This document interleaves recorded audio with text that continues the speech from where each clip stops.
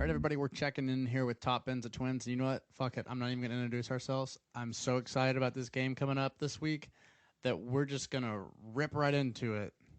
My name's Luke. This What? is Paul. We don't have time for this. What are you talking about? All right, Paul, lead the way. Push us I'm forward. not Paul. I'm just Okay, podcast host. Go ahead. I'm just pure energy ready for Mexico this week. I love to start here. You want to kind of outline where we're going to go with this pod, Paul? Yeah, I think we're kind of going to just detail how the U.S. is about to smash Mexico into probably back into 2002. That's probably, I think we're going to beat them pretty bad, Luke. Gotcha. Okay, well, I mean, yes, but as we have outlined in our previous discussions about this podcast, I'm going to be offering a little more perspective on Mexico's side, what they're going to be trying to do. A little more pragmatic. Is that I think that might be a hint at what we might discuss later in the podcast. I'm just maybe, kidding. perhaps. I'm kidding. But yeah, I'm going to be kind of explaining what Mexico's doing, who their new head coach is, what he's trying to accomplish, and we'll kind of go from there. But I'm sure Paul has more than enough information to cover the U.S. side of things as well. Yeah, I probably have too much information, but realistically, I think this game, I'm very excited for it, as everybody can probably tell. But I honestly have no clue how this game's going to go. We have two new head coaches. We have a lot of players out of form. We have new faces, and from a player perspective, from Balogun to other players that have come onto the scene. It's to me, it's kind of a roll of the dice of a game. And the 2002 prediction, slightly joking, Santi, I apologize, but I'm just ecstatic to watch our little baby Eagles play. Me too. I am very excited to see all of our talent on the same pitch. And the sad thing about it is it's really not going to happen very often in the future, right? I mean, we have Copa America coming up. That's going to be next summer. But between now and then, we'll have friendlies periodically. But this summer is not going to be jam-packed, especially for our European guys. They're going to be hopefully taking the summer, enjoying their time away. They need, the schedule that UEFA has these professional football players play is ridiculous. Mm-hmm. We can agree on that. I was listening to Stadio earlier today. And Ryan and Musa are boys. Ryan and Musa were, there was a study that UEFA did that Ryan was talking about, saying that Jude Bellingham has, at his age, the same age as Wayne Rooney, Jude has played 30% more minutes already. And think about how much that wears on your body. But I'm going off on a tangent here, so let's bring it back. Wait, no, real quick. There's actually a really cool stat, too, that Jude Bellingham in the last 18 months played the same amount of football, I think, that Steven Gerrard played from age 19 to 24. Yeah, it's crazy. Those numbers are absolutely unbelievable. They really are. Whenever an individual is at a top tier club, they are playing every 3 or 4 days. And at that level, with the pace and the physical demands that takes on a body, UEFA is coming for a reckoning. I do not think these players are going to be able to hold up long term. There's going to be serious injury concerns going forward. Let me tell you, I'm 25, and me and Luke go play soccer every once in a while. Just the two of us, just go mess around a little bit. And my body can't take once a week. And trust me, I'm not doing the stuff that they're doing. It would also be nice if, A, you trained at a level that a professional does, and B, if you had that top-notch physical, physios looking at you, right? And with that, I'm sure that you could probably be close to doing it if I could. Probably, I'd say so. I appreciate the.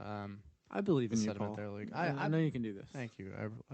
I really appreciate that. But all right, let's wrap, and then we'll kind of dive into the next segment where we'll talk about Mexico, talk about the U.S., maybe little predictions, lineups, a little bit of that action, right, Luke? Yep. Come on back, and you'll get some of that action. See ya. Hello, everyone. Welcome back to Top Ends with Twins. This is Luke here, and Paul's right next to me. We're not sitting that close. Close enough for that to work. But it's not sus. Let's calm down, everybody. Dive into what we really want to talk about here. And we all know you're dying to hear about Mexico. Yeah, that honestly probably so, because there's a lot of question marks out there, Luke. There are. So, as let's kind of just wrap and give a general, broad overview of what's going on with Mexico since the World Cup. So, Mexico has appointed Mexico has appointed Diego Coca as their manager starting last February. He is often described as a very defensive-minded head coach. He has coached at Goide, Cruz, Santos, Laguna, Tijuana, Atlas, and Tigres. So, Luke, are those what team? What all of leagues those do are people play in? the majority of those are Liga MX. Okay, so that's where In Mexico. Okay. And he is also Argentinian nationality. So it's a little different. Usually Mexico kind of decides to go with, a natural born Mexican citizen to be their manager, but they're kind of trying something a little bit outside the box here. I think trying to get, a little bit of a spark, kind of maybe not even putting as much pressure on that manager.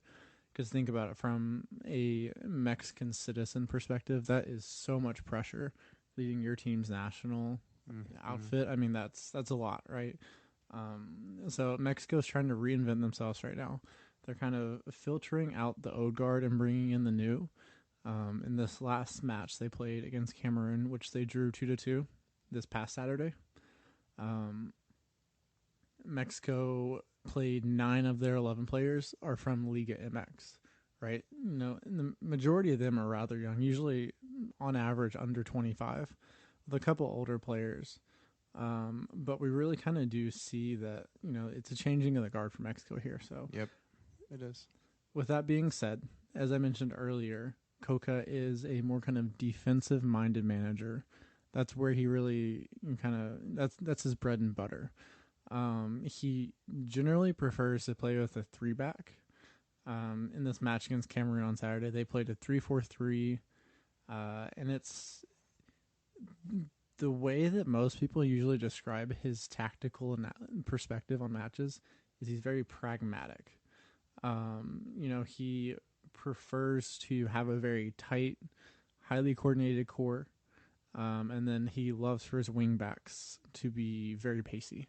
To get up and down the pitch, spread the other team, and kind of put pressure with those wing backs and play those balls into the box. Which works well for this Mexican team, I'd say, Luke. Yeah, it does. If they have a really good young right back in, what is it, Orejo? Sanchez is the one who's playing. Orejo, he's the one that was at Barca, right? Yes, he's still there. He just didn't play for them this year. But yeah. He'll probably work his way into their system at some point, I think, because he does have that attacking. He's really good going forward, and that's why one reason you highlight that is Rejo is going to be great for this system. Defensively he's not quite the best, but whenever he attacks, he's very, very, very good at that. So that's kind of what we can expect from Mexico. Kind of look out for either a 5-4-1, which they played against El Salvador, I believe is who they played before that, or probably a 3-4-3. It'll be very defensive, probably a very cagey match is what Mexico is going to prefer. So hopefully we're putting our baby Eagles in a position to where that talent shines through, and they can get in those spaces to attack. So that's kind of what we can expect from Mexico. Paul, do you want to kind of take over the U.S. and we can really dive into that one? Yeah, I think the thing that needs to be first stated about the U.S. is the complete lack of, actually, the complete transparency of disorganization that's apparent through USSFF. It's something that scares me a lot as somebody that loves this U.S. team and wants to have field the best 11 with the best coach going into 2026. We are currently on our second interim manager since Greg Berhalter has departed or has just drifted off into the shadow realm and is just hanging out there until we figure out what happens with him. And it's scary. I think they're going through the job search process right now, but every game matters leading up to 2026, and we're simply, Luke, just wasting time right now. It does feel that way a little bit. The talent in this squad is readily apparent. Whenever you're doing an analysis of Mexico versus the U.S., you would be hard pressed to be able to argue that Mexico is more talented than the U.S. I mean, look, you could easily argue that if you took the U.S.'s starting 11 out of the picture, that people off our bench would start for Mexico. Yeah, I Like don't disagree. Brendan Yeah. Aronson probably for sure would. You look at Joe Scally. If he doesn't start over Serginho Dest, he'd probably start for them. I would wager that any of our keepers too, any of them would probably start. Whenever Mexico played against Yeah. Cameroon, their goalkeeper Malagon is his name. Someone took a shot, right, and it was almost just like a cross, and he went to go grab it, and the ball squirted between his legs, and then Cameroon attackers just tapped it in. So that's something to watch in the matchup, is to see if the U.S. are intentionally getting shots off in the box, taking some long shots to test him, because he did not look very steady in the last match. Yeah, that's a good little throw out right there for us to be aware of. But there's also the other side of this that we have an extremely young, talented team that's kind of starting to approach the ages where they're getting closer to their primes, and that's super exciting. I mean, we had the massive commitment of Florian Balogun, so that's something else to just be just ecstatic about to add somebody that averaged 20 goals in a top 5 league into this team. That the constant discourse leading up to the World Cup was, we don't have a 9. What are we going to do? We can't score goals. Well, folks, we have a 9 now, and he is a prolific scorer. My So, question to you, though, is do you think he's going to start on Thursday? so will I? Do I want him to start? Yes. Do I think he will? Most likely, no. And why do you think that? What is your thought process there? I think with BJ Callahan, who is our interim coach that we have currently right now, I think he's going to play it pretty safe, and I think you're not going to. I think you'll see Pepe start. Maybe my guess is he'll probably give Pepe 60 minutes. Throw him out there. He has experience against Mexico. He's played them. He's played pretty well against Mexico before, so that's not a far stretch to start him. And then you bring Balogun in for the last 30 minutes and let him just run at a tired Mexico defense, which honestly is not a terrible plan. I don't hate it. But there's also the other part of me that's like, oh, just want to see him ball out and build. And honestly, another big thing about this too is like, he's played with some of these players in the U.S. youth national teams, but he doesn't have big minutes with everybody as a cohesive group, which is what we're gonna need. Like the whole point of this to me is 2026, 2026. So maybe we just take the mindset. Hopefully, maybe BJ takes the mindset that let's throw him out there and let's just see what happens. But also, I think there's a good chance he doesn't start too. As you're talking about that, I think I initially was at the mindset that Ballo should start. But the more I think about it, I don't see any reason to just drop him out in the deep end and say, good luck, hope it goes well. I think it's smart because, I mean, as far as we know, this is the first time he's even trained with the U.S., right? Getting to know the players, kind of understanding the chemistry. So he actually does have, like, he's played for the youth national teams, like for the U.S. Like, he Right. actually has a good relationship with Taylor Booth. I think for the U16 teams when they were at that age level, Taylor Booth was the captain of the team, and Balogun played on that team with him. So Okay, they have an right. existing Which relationship, is and other good, players right? do too. Like Moose and him have a really good But relationship. my thing is, like, a lot of these other players of his age bracket that are not his age bracket do not have Yeah, in-game that's correct. training experience with him. So I think there's a lot of learning that needs to be done there.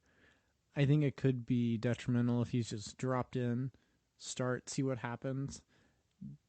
I don't want him to come off to a bad start, right? Even say he Yeah, goes out, no, I plays agree. I agree. 60 minutes on, right? At that point, he comes on, subs in, and it doesn't go well. That's 30 minutes. It's fine. He builds that chemistry, but it's not the extended 60-minute run of maybe it's not clicking and everything feels. I want him to have a good experience when he first comes on, is what I'm looking Yeah, at here. no, I totally checks out. I see nothing wrong with your point there. It could go either way, honestly. Like if it were me picking, I would start him and I would throw him out there. And there's also a slight difference here too. That like if it was say Greg Berhalter stayed after the World Cup and we were in the same system, same exact stuff, and it was literally just plug and play, throw them in. All the players know exactly where they're going to be. which I'm assuming we're going to play a system a lot like we played in the World Cup and the carryover after. But we don't know. Like there's just so many things we don't know. So I think it's really murky to me. But if it were me picking, if I were the coach, I would start him. Makes sense. I see your argument for it, but I still think that the best thing for him is to come on, have a kind of brief appearance, build that chemistry in a short amount of time, and then go from there. In the next match, I think I would prefer for him to start. The second one of this kind of little mini camp here, I would prefer for him to start that one, regardless if we're playing in the final against Canada or third place game, whatever it may be. I would definitely prefer him to start one of the two. Would prefer for him to start the last. Yeah, of the two. So. Understood, my dude. Do we want to just run through like lineups and stuff like that, or do you want to do that in another segment? I mean, we might as well just do that now. Let's go ahead let's and just knock keep it out. Ripping. Do you want to go first with kind of what you're thinking? Yes, I would love to, Lucas. So, I think we're gonna. How about we just do it this way? I'm gonna say a player, and then you say agree or disagree, and say who you'd. If you disagree, just go with who you'd start over them. Does that work for you? Yeah, that works. That way, we're just not going me, you. We'll just hop back and forth. All right. So, starting goalkeeper, easy. Matty T. Agreed. Check. The dude that deserves to be starting for Arsenal, and then at left back, Jedi. Yeah. I would second that one. For Agreed. Sure. And then my back two are going to be Miles Robinson and Chris Richards. Any problems? Yep. Nope. No problems there. I'm fine with that. All right. And then my starting right back is going to be Joe Scally. Ooh, that one I disagree with. I think Serginho Dest will be starting. Let's open up a discourse, Luke. What do you have to say? From my perspective, I think the best thing for the U.S. as a whole, right, our entire squad, the starting 11, Serginho Dest offers a attacking option that a lot of teams don't have in a right back. Yes, you do give up a lot defensively whenever he's on the pitch, but the way he knits the play together, the way he pushes forward, and offers that attacking threat that Scally doesn't necessarily have as nearly as well as Dest does. I think that's something unique that we need to build. And at this point in time, I think the one thing Serginho Dest needs is a good experience playing in we're agreed on in that. an international level match that is, top, two top 20 UEFA recognized teams. That performance there, if he goes in there, plays well, he doesn't have to do extremely well, just puts in a good performance. This is something he can build off of, and for the long term will serve him well. There are rumors he's going to Union Berlin. That would be an amazing transfer for him. He'd be playing Champions League football next year, and hopefully be on the pitch, almost every match. Yeah. So I want to see this camp be a platform for him to kind of continue building and getting better into this next season. That's really important for him. Yeah, I all your points I really don't disagree with. Besides the fact that, to me in this game, I think that Dest is technically better on the ball, but I think Joe Scally is kind of at the point now where he probably is better defensively. I think he's a better decision maker overall than Serginho Dest. And yes, Serginho Dest has flair. He has all this stuff. And I'm not discounting him, but I just think in this game, with the way we're going to want to play against Mexico, where we're probably, with their defensive setup, like you talked about earlier, I just see Joe Scally honestly just kind of being a better option to build out of the back with us than Dest. Yeah, I see that too. I guess I'm looking at it from a very long-term perspective, and I think Dest is going to be the better option long-term. I could be proven wrong. Honestly, I don't. I'm on the fence now. I really am. He has to get his club situation nailed down, and he has to play consistent minutes for like years in a row because he just hasn't had that. Yeah, I hear what you're saying there. And like I love the way he plays. I really do. I'm there with you. Like he's like one of our most exciting players to really watch. Just ball out.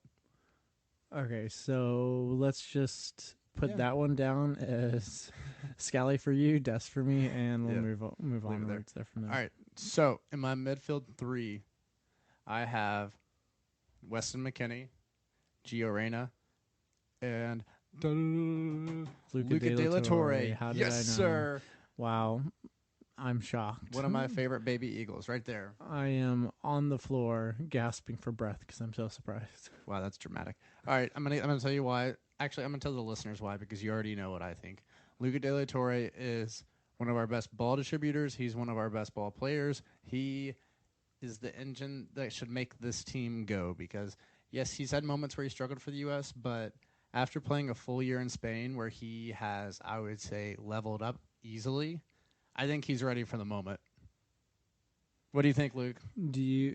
Okay, so I would say that you deciding that Luca De La Torre should be playing over Musa is more a reflection of Musa's failure to perform since the World Cup, as opposed to Luca De La Torre getting better. Because Luca De La Torre has always been good. Well, I Luke, feel like it's always been an argument of Musa's just this much better, and he has this much more potential. Is what it seems like. And now that potential is not quite as easy to see. It's still there, but he's had a tough season. So, yes, do you think that's why you're going with Luca De La Torre now, or? So the question for Luca De La Torre was always, can he deal with physicality? Can he deal with playing in a top 5 league? And he's shown that he can. And Musa, like you said, after the World Cup, he's had a drop in level, especially in his last game. It was not great when he subbed on and got a red right away. But I mean, to me, it's not like a. It's more of like a fit for this game kind of situation too. Because I mean, what Musa does, he does extremely well. Like him driving through the midfield. One little aspect of Musa though is, I think he needs the ball at his feet to really make an impact on a game, and that's something that he has to develop where he has to be better in space without the ball. And Luca De La Torre, he's really good at finding space. He's really good at linking up with people, moving the ball on quickly. And Musa's more so like just trying to move with the ball at his feet and try to beat defenses, not by himself, but like he wants to pull two people to him instead of just moving the ball on, which is fine. But for this game, I want to see Luca De La Torre linking up with some of the attackers I'm going to mention here in a little bit. I like how you're leaving little crumbles, I am. Dance, puppets, dance. foreshadowing the future. But I hear what you're saying there. I think that I wouldn't be upset if Luca De La Torre is playing. I just don't really see it as that realistic that Musa's just not going to start, especially with Tyler Adams out. Right, this is one thing that we failed to mention. Yeah, no, Tyler. Yeah, that's a that big one. it's very important to mention that Tyler Adams is out, so that frees up a midfield spot right there. And I think I agree. I think we're going to see a double pivot with McKinney, and I think Musa, maybe De La Torre, who knows. But I am so excited and really hoping that we see Gio as that kind of head of the triangle between the midfield there. Yes, that's please. That's a position that I think he thrives in. His ability to create. Maybe we'll get another loping, beautiful, graceful run like he did against Mexico. If he would have found a way to end up with a goal out of that run, I think I would have been done. What is that I hear? Is that Messi? Messi. Oh, LOL. Sorry, I couldn't help that one. But I agree though, Luke. I think that's good. Okay, do you want to move on to the attackers? Yeah, real quick though, whatever Luke said about Gio Reyna in the middle, I also second the opinion. I think if we can set up in a good shape and he can be fed the ball with lanes to play people to, he's going to absolutely cook Mexico from that spot. He will, but it's going to be really compact in there in that but he's midfield the person, area. Dude, he's the person we want in there. We either want Gio coming through the middle or Pulisic dropping in from the wing and attacking from the middle. I mean, if you look at a lot of the U.S.'s goals over the last 2-3 years, it's kind of when Pulisic gets in those middle areas and a defender steps to him and he just uses his pace and goes around and then slides the ball forward. I mean, look at the World Cup. I mean, that's a lot of our big moments in the World Cup. Yeah, that's true. I'm just foreshadowing Gio playing in that kind of midfield half space attacking position. Yeah. And I can see it clear as day. One of the, back three diving into him from behind and just, it's just going to be sick. I don't want to see that. But that's how Mexico play. They play very aggressive with their center backs. And if we're going to have a chance to kind of draw them out, it's going to be someone, whoever is playing in that Geo role, probably Geo, you know, sucking them in, playing it back, and then someone sliding through in that gap the defender leaves. Yeah. So I just, I want everyone to come through this camp healthy, be good, and kind of build into their club seasons. Yeah, I mean it's a heated rivalry game, but I don't think there's going to be an instance where we're going to see somebody outright trying to hurt somebody. And yes, I mean playing aggressively it happens, but let's just hope we don't see that situation because nobody wants that. Okay. I completely agree. But something else a little off topic. You're scaring me. I'm not trying to. But so, did you see the video that the U.S. released of Behind the Crest? No, I haven't watched it yet. Don't spoil it. I don't. Okay, you can. No, you can say it I've got to say a part of it just because this is what I wanted to highlight. There's a scene where Balagoon obviously has not played golf before, and I think a good amount of the team went out to hit the links. So Weston McKinney was his partner, and he was trying to teach him how to swing, and it's high quality content. Dude, Weston's you need to check hilarious. that out. He's honestly all the Leeds fans that shed it on Weston so much, like, dude, just lay off it, man. He gave all he could to that team. Get over it. Yeah, it was an unfortunate outcome, but there right, were. Let's not go on a Leeds. All I'm saying is blame anyone you want with the ownership group, executive level. Don't blame an individual player for an entire team, especially a player that came in halfway through in the winter transfer window, and that honestly maybe wasn't perfect for them, but wasn't bad either in a midfield that really struggled without Tyler Adams. So whatever, we're moving on. Yeah, let's go to the attackers. You go first. You just throw it out there and we'll agree. My 3 attackers are Pulisic, Florian, and Taylor Booth. Taylor Booth, interesting. Yep. So I'll give you the reason why. He, from unanimously across the board, it seems to be that he is the best ball striker and player that we have in camp, and everybody raves about him, and he's really creative on that right wing, and him linking up, I think this is why I wanted to start Joe Scally on the right, because I think the two of them playing together, we saw it in what game was that? There was, I think, a friendly where they both played together, and they were absolutely cooking on the right hand side together. I would love to see that happen again. And also, like, if we're starting Florian, like we want him to have the ball, right? Yeah, agreed. And Taylor Booth has the link up play. He has the ability to just hammer in crosses to him, and Pulisic too, because we know Pulisic's great at making those like last ditch runs to the back post, to the far post, to the near post. Like he's gonna make those runs. So I think that's somebody with him and Gio, like them are playing too through the middle. It's enticing to me, Luke. That's what I'd go with. I would argue that under the scenario that Taylor Booth starts, I think that Dest would be a better fit with him. Just listen. Okay, this is why I think that. I think that Taylor Booth, he doesn't necessarily have the lightning quick pace that Timothy Weah does, right? So I think he'd be tucking in a little bit more into those half spaces. And I think that gives Dest more space on the right to overlap. And that's where he thrives. But with Weah has such a kind of direct game where he's either going at you or running in behind you. And I think that doesn't allow Dest to push up the way that he really prefers to. Well, the thing is about Weah is, I'm saying this really quietly, but I don't even think he's that great at going at defenders. I don't think he needs to be. I think his pace is... Yeah, no, it's elite, right? I think his pace is incredible. He is pacey, but this is a guy that honestly, like... And I'm not trying to shit on him. Like, he just doesn't score many goals. Like, yeah, he scored for us at the World Cup. But, like, if you look at his club stats, if you look at his stats for the USMNT, like, he really just doesn't score that many goals. That's because of the way he plays for his club side. You know this.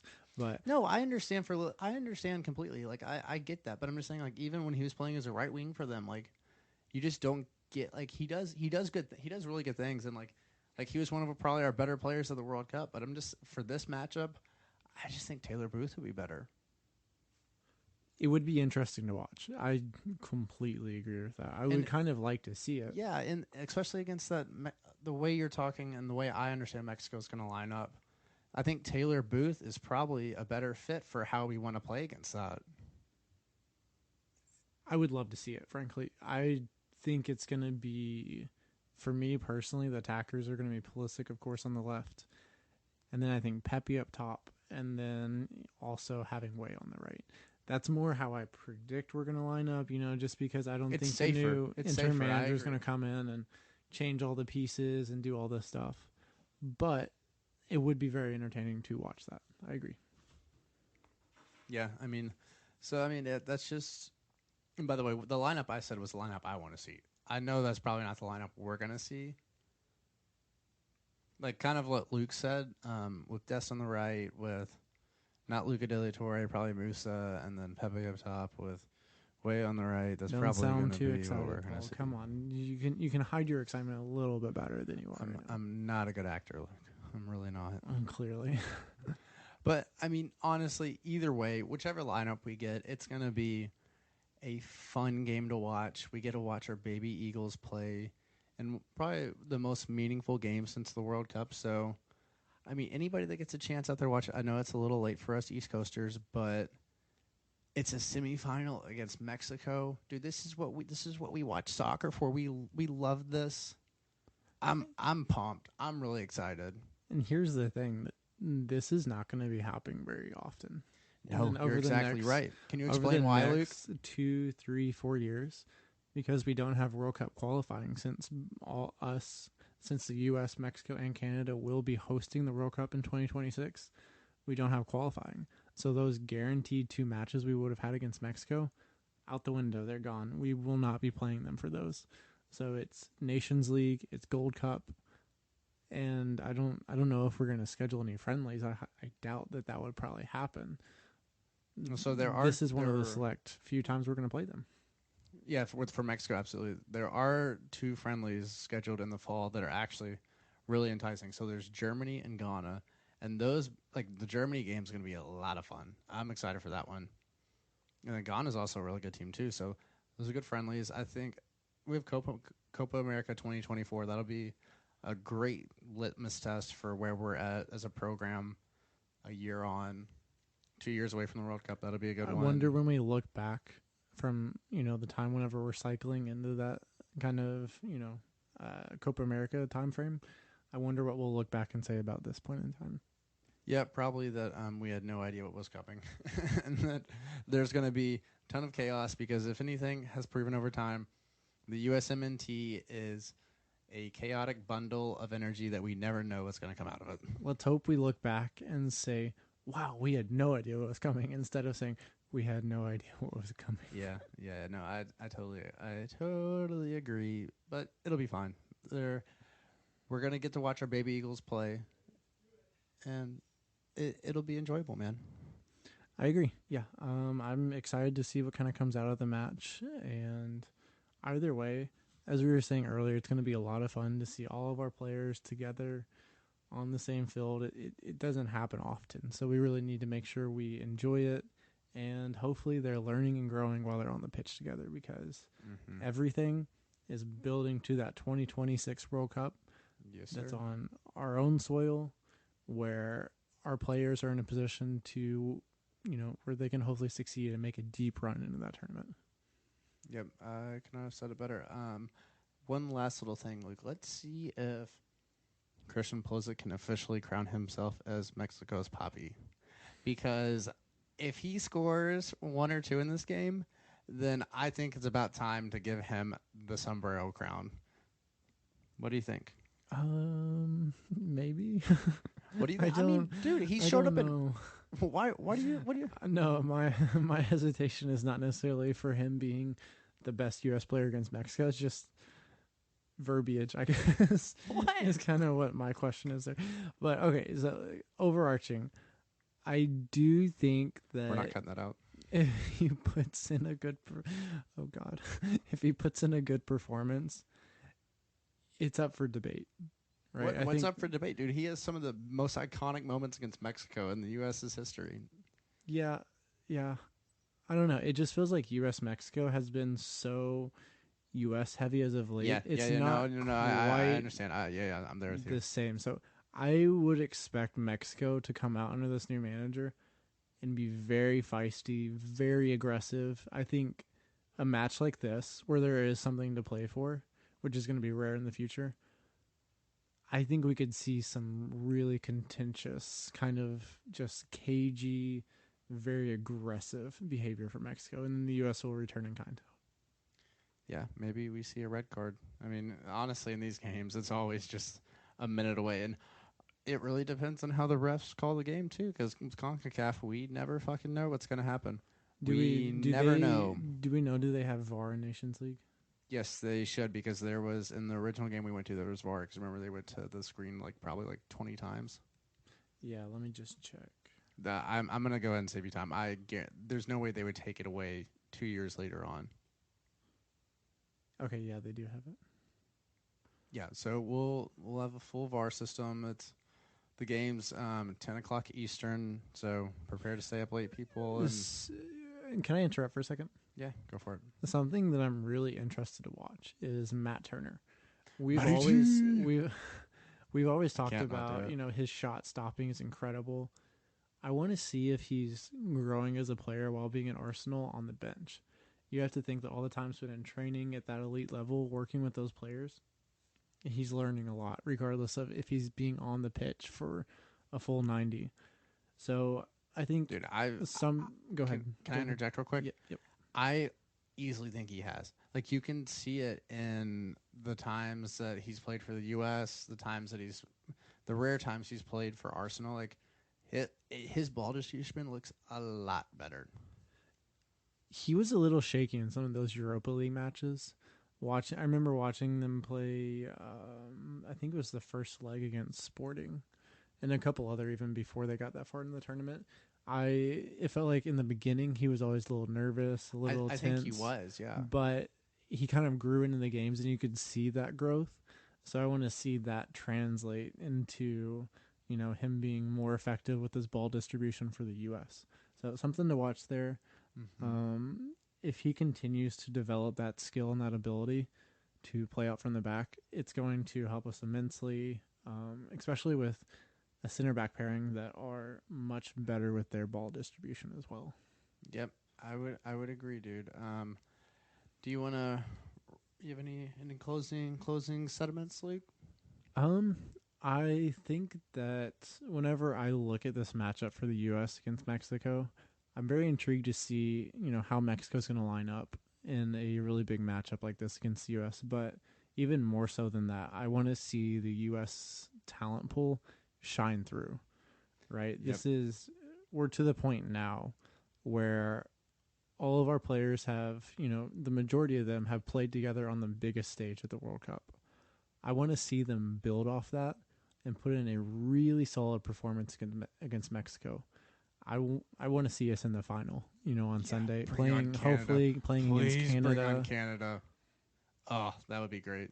Right, and it's time for them to kind of kick it into that gear, even without a manager. I know that there's a lot of variables that are out of their control that just are going against them right now. I still want to see this group come together and put in a really kind of emphatic performance.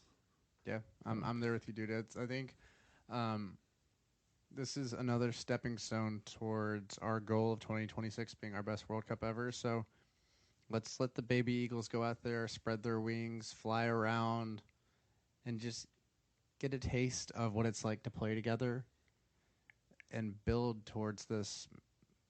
Honestly, it feels like I don't know why, but it always feels like a gift to just watch this U.S. team, because I feel like all these guys have such really interesting personalities. They all seem to really like each other, which is really cool to root for a team where they all get along very well. I don't know. There's just something about this team, man. They're just special, and every time they get together, I always just get this warm, tingly feeling where I'm like, you know what? Let's do it. Let's go. Oh, they fire me up. Paul, that's called an erection. What? What? In case you didn't know. Oh my God. 0 to 100, right? You thought what I said was bad. You're over here just really enjoying talking about the U.S. Oh my God, Luke! Okay, yeah, but kind of, Just to let you all know, reeling that one back in. I Yes, do you don't not need to have an say it. You erection don't right need to now. say it, please. I do not. Please. To clarify, Please. What I'm trying to say here is what are you trying to say here? let's just forget that last part happened. I think my final point is I want to see them go out there. Yeah, I want to build off what you said. You're talking about how you want to see the baby Eagles flying around. I want to see them go and play, with the respect for the other side. But I want to see them go out there and really just enjoy playing together, have fun, and put in a performance that is worthy of their talent, right? Mm-hmm. I feel like sometimes they get bogged down in CONCACAF and all this. Go out there, play to your ability, and you don't have to worry about the result because they should go out there and get a win if they perform. What it really comes down to, Luke, is the intensity they come out with and the dedication to the game plan. If we come out basically like the second half of the World Cup qualifying game in Cincinnati, this Mexico team does not stand a chance against the talent we can put on the field against them. And I have no problem saying that because if it's a cohesive unit of all these players we've talked about in this podcast, then I don't think Mexico has the talent to be on the field with us, and that's notwithstanding the dark arts, notwithstanding the CONCACAF stuff. If we're out there just in a free flow, playing the way we want to, sign me up to watch it, man. I can't fucking wait. Yeah, I'm very excited too. It's gonna be it's gonna be very enjoyable. I am very excited to be able to sit down and watch them play for a full 90 minutes against one of their most heated rivals. So I hope Bring on Mexico. Come on. everyone enjoy this. Get as much out of it as you can, and we'll probably wait till after the final happens on Sunday. But we'll probably do a little review of what we think of the performances, how we lined up, and maybe even kind of dabble on what we think of Mexico and where they might go in the future. Yeah. I think I've expended all my energy, Luke, and I don't have any more words to say about the U.S. right now. I'm right there with you. I think this has been a really good podcast. Hopefully, everyone gets a lot out of it.